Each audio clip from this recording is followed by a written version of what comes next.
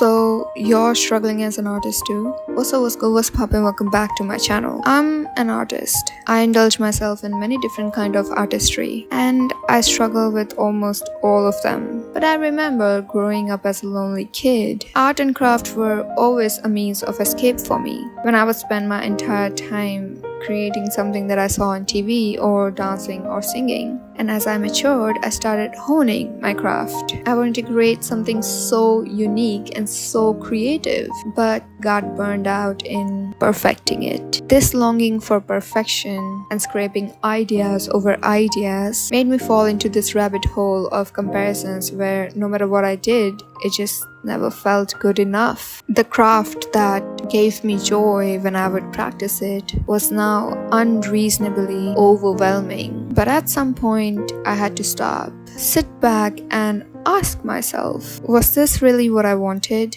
What was the purpose of becoming an artist? As a kid, we all start doing something simply because we enjoy it. But in this day and age where social media has become such a prominent part of our lives, we are in constant need of creating something with the same amount of excellence we see around us, making us prone to feeling incompetent because we feel as if we're in a race and always running out of time. This doesn't just create a toxic environment where you cannot grow as an artist, but also leaves very less space for mistakes.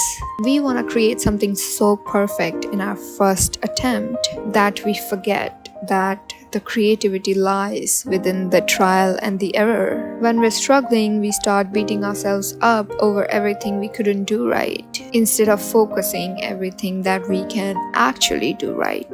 This issue where we let our craft define us rather than expressing ourselves through it makes us feel like we're stuck in a matrix that we just cannot escape. But only if you just shift your perception a little bit and focus on something that serves your purpose, a bigger purpose in your life. Something I learned from the book Ikigai, where Ikigai means a reason to live or a reason to jump out of bed every morning. In the book, authors Francesc Miralles and Hector Garcia discover the lives of centurions and travel through Japan to find what does it mean to have a purpose in your life that makes you want to live more than 100 years. The book does a great job at explaining how you can follow your ikigai, that there is a passion inside you, a unique talent that gives meaning to your days and drives you to share the best of yourself